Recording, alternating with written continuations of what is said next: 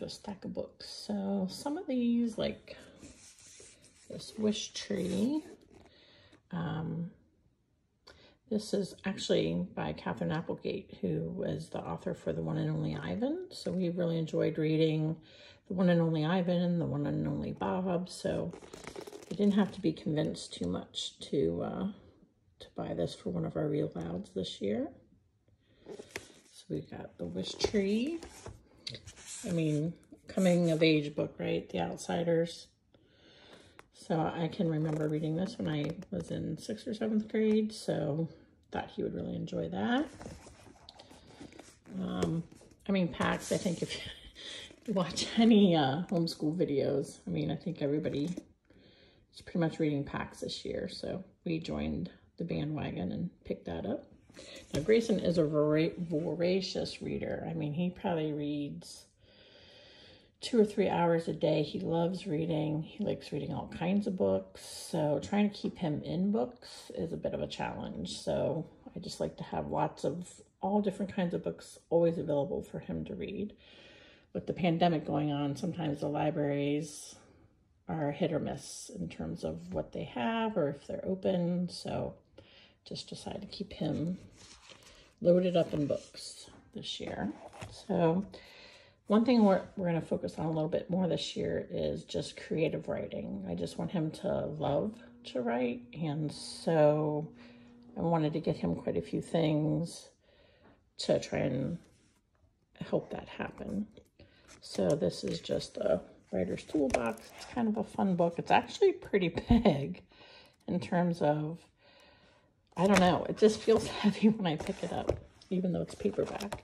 It's got a lot of fun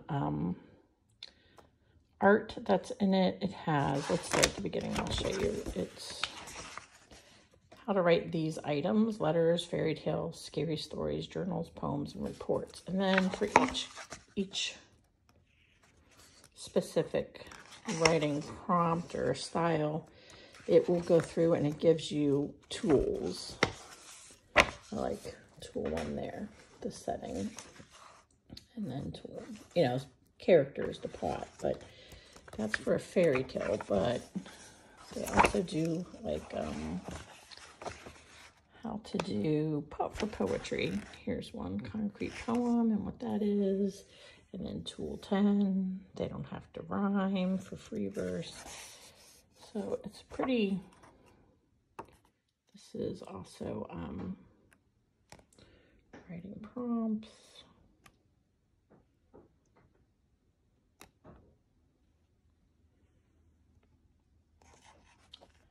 So I think it's pretty inviting with the pictures.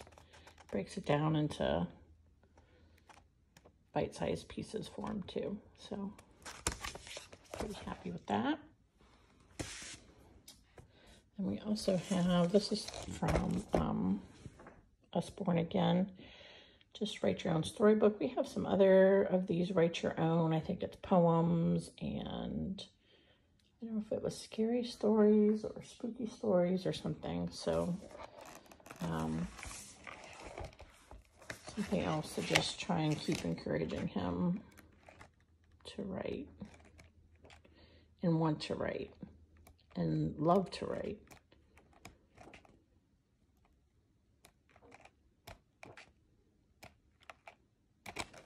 So there's that. And then we are actually going to be tackling a couple of big topics this year for our history, our social studies. So we're going to start off actually with these books down here. Well, actually, let me take that back. First, we're going to start off with, since we're starting the week after Labor Day, it'll be leading up to 9/11. So we will actually start with some of these books. We're going to be doing a unit study. So what were the Twin Towers? This is a great book for him to read. It's just the story about, let's see here. I've read this before myself. 38 jetliners bound for the United States were forced to land in Gander, Newfoundland, and on September 11th Due to the closing of the U.S. airspace, the citizens of this small community and surrounding towns were called upon to care for thousands of distraught travelers. So it's a remarkable true story, beautifully told, of a community that exemplified love, kindness, and generosity during one of the darkest chapters in American history. Look for the helpers. So, and then also this book, and I this one more for Braden to try and also have him have a good understanding of what happened. And this one is about a boat that had been decommissioned that came and helped all the firefighters.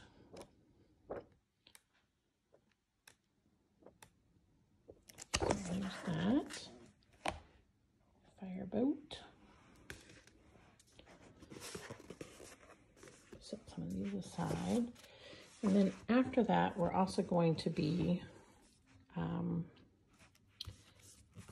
doing the Civil War. We have, through Core Knowledge, we'll be doing their unit on Civil War. But to go with that, we also have some of these other books. Who was Frederick Douglass? These Who Was books are really nice. They're pretty below his reading level, but they still have such great content, and he can easily read one of these in an afternoon. So, I mean, even when I read them, I take a lot out of them. So there's still a lot of information in a child-friendly way for a lot of these who was or what was. Same with this, the Underground Railroad. So I really like to always have several of these for every topic that we're studying. And then this book actually is, again, for in his free time, just to read. It's Steal Away Home. It's a mystery about the Underground Railroad. So let's see here. The past meets present when Dana discovers a lost diary. So just some fun books for him to read that are still also on topic. Then to go with our Civil War studies, we got Professor Noggin's, one of his games. I don't think we'll play these necessarily as the game, but those cards are all upside down. The reason why I like this one now, originally when I ordered this, I see the cover there, it's real photography or real photographs. They actually sent me the wrong one. They sent me the one that was illustrated. So when I contacted them, they were great and went ahead and said keep the one that they had sent us, and they resent the correct one. So I really like this because there's tons of, this is about Abraham Lincoln. If you've never seen these before, they give you a picture, and then on the back, you can ask questions. Some are for the student, and then they have harder ones under scholar. So you just, true or false, Abraham Lincoln was born in a log cabin, true. The answer's right on the bottom. And I just think if we do a couple of these each day as we are doing that unit study, that, it'll be a fun way to just add in some more information for him. Actually, for both, I learned those too. So, but there's so many. I mean, you can see there's the Abraham Lincoln. There's, again, the Underground Railroad, famous women, African Americans during the war. A lot of great questions. Now, in case you wanted to see the difference, this is the illustrated one. So I don't know, you may prefer that. Upside down again. But these cards, as you can see, that are just illustrated, they still have great questions on the back. It's just a different style. So depending what you like, I didn't mean to get these ones, but we'll use them now that we have them. So they're just two different. I don't know if one set's older or if they've redone them, but I prefer the real photographs for personally. Now let's see, we have some more. Also this year, we're going to be doing, probably come January, we will start working our way up to World War II. So we have quite a few books here around that. So again, what was the Holocaust? What was D-Day? Who was Anne Frank? What was the bombing of Hiroshima? A lot of these have photographs on the inside as well. So lots of information, but again, the reading level is not too difficult. It should be fairly easy for him.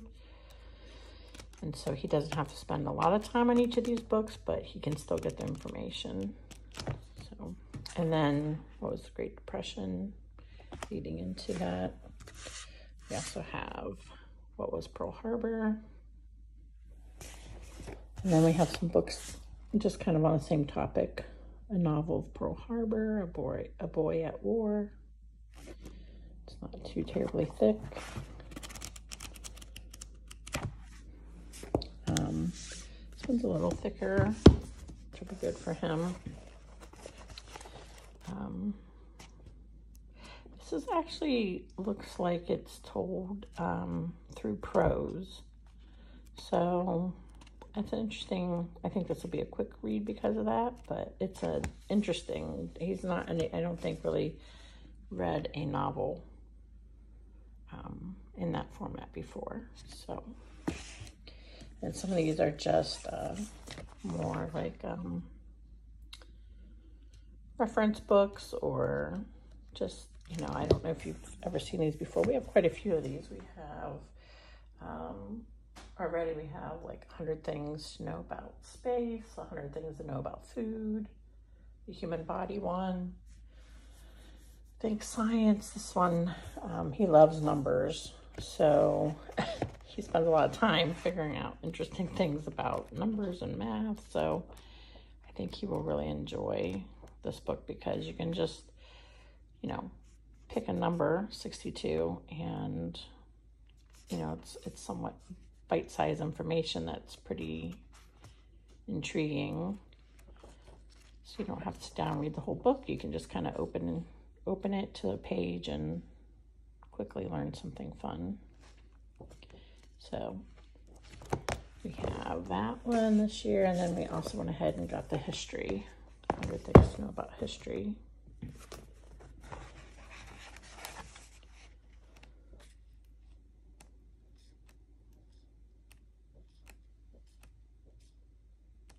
So I think you'll really like those.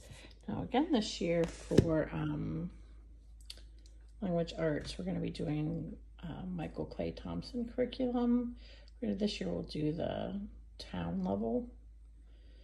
And we did Island last year. We loved it. And so this year we're moving on to the town level. And they spent a lot of time talking about where the roots come from, or stems of words. And so they talk a lot about ancient Greece and ancient Rome. And so I just wanted to have some books for him that covered that topic. Again, kind of fun and quick,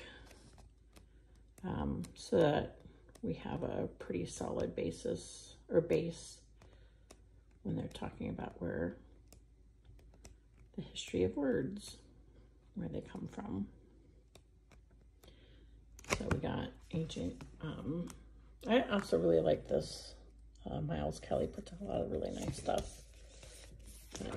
We also have 100 facts about ancient Greece, 100 facts about ancient Rome.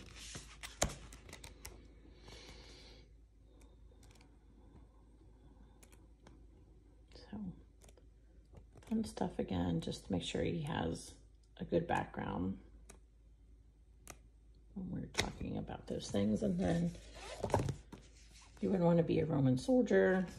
He really likes these books, and again, these are quick, so we can have these and read these as we're going through our language arts curriculum to reference. And then the two books I think he's probably going to like the most this year are, these are kind of fun. My first book of Relativity and my first book of Quantum Physics. They try and explain it in a way for children to understand. And I think he's really going to like that.